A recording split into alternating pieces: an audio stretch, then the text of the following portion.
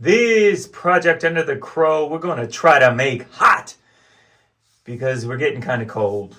I mean, I don't want to be over dramatic, but I'm not warm, not freezing either. But the only source of heat for under the crow is this little dragon sitting down here that's not even hooked up. So I don't know what can be done with it, but whatever that is, we're going to do it. Huh? I mean, this thing is in incredible shape. Yeah, it looks rusted, and it is rusted, but it's all surface rust. I was worried about it, being used for years and years, and I don't think it's the case. I mean, it looks barely used, actually, and I was worried even about the base, having to build one for it, but check this out. It's like when they uninstalled it, they took the legs off and put the legs right in there. And when you look at it, like I say, I mean, there's no spots that are rusted out on it. I don't even think it's really that old. So I don't think this is per se obsolete because, I mean, we've got the words caution there. If you look over here, door to be closed. So, I mean, if this thing was really old, I don't know. I mean, did they really care enough to stamp stuff like that for people to be careful? I don't know. I mean, the stories I've heard about back in the day, I'm not so sure. So I don't think it's that old of a stove. Obviously, being in English, it's probably, I mean, where do they speak English? I guess it's either a British stove or an American stove. And hey, I'm happy wherever this thing is from, it's from, because that's going to make us hot. Well, warm. I mean, I don't want to be hot. They don't need to get air conditioning. I don't think I'm finding one of those in there. So after hours of disassembly, that's not true either. This only took me like 15 minutes. It was the easiest thing to take apart ever. And everything except for one bolt really is in great shape. I mean, it's amazing. And when I look at all these pieces, I mean, even if you didn't want to use it as a stove, there's so many different things that you could do with it. I can't come up with any right now, but I know that you can. So if you ever see these at like sales and stuff, man, pick them up because, I mean, they're just awesome. So we got to do something with it, though. It does have a lot of surface rust on it. So basically, I'm just going to get at it with a wire brush and try to get it prepped for paint.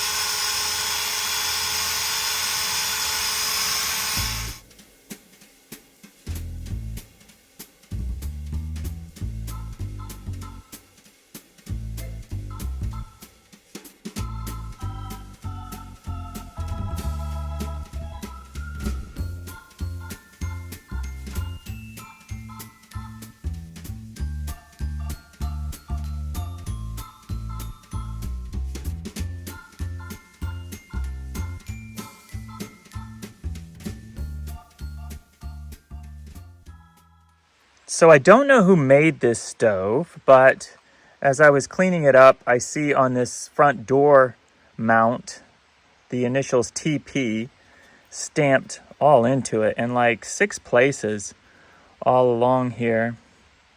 And I'm not sure if that's the company that made it or the guy who made it. Tom Pterodactyl.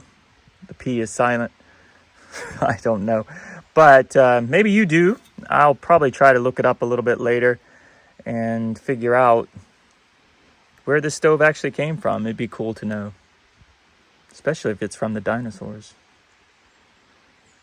Okay, so after cleaning it up, I found out some history on this stove, and it's really interesting because if you look at this leg, it has an O stamped into it.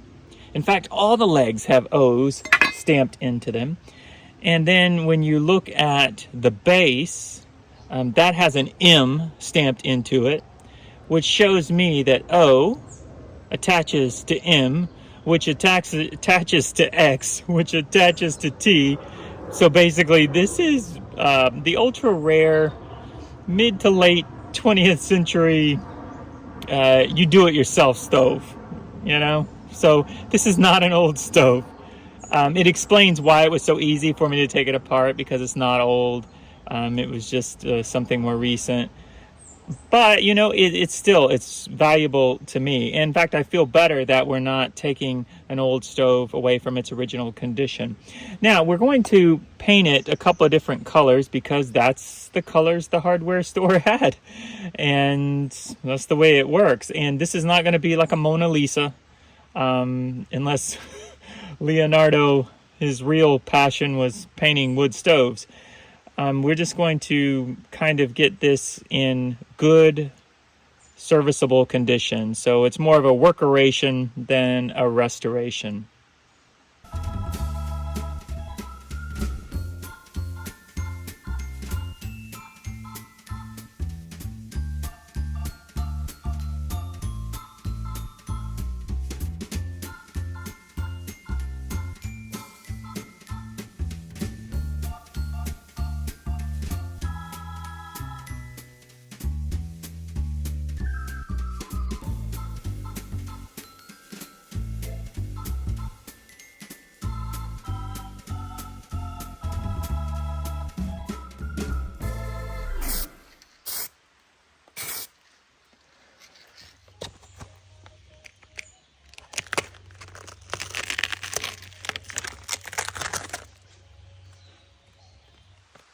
Here it is. It's out of the paint booth, or the set of steps over there, onto the assembly station, which is this set of steps here.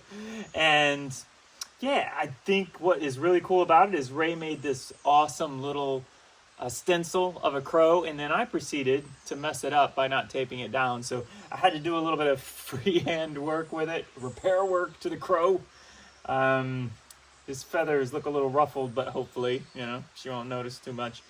And yeah, let's put it together and see if this crow flies.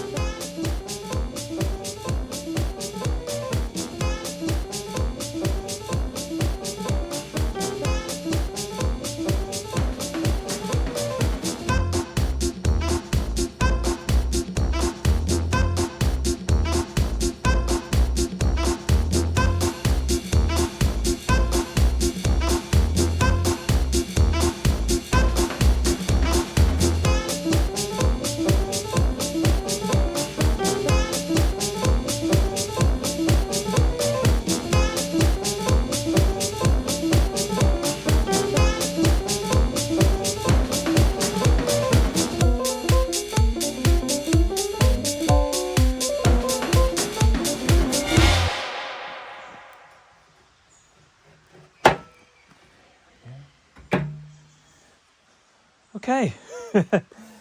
Well, that was a lot harder than I expected. And you'll probably notice that this is not my best work. I thought that this was going to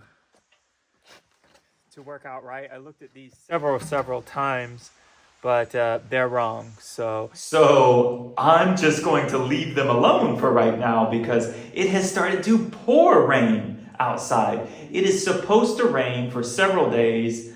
So we had to bring the stove in and put it here in the kitchen where it no doubt sat for so many years, and it's a really nice feeling and it looks really good to be sitting here again.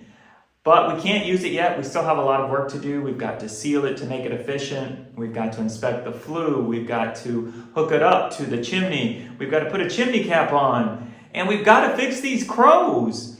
There's no way of fixing them other than repainting them, because those panels only go one way. I thought they could go either way, but wrong. So I can repaint them or leave them. I'm going to leave them. I'm just going to leave them. I'll leave them. Yeah.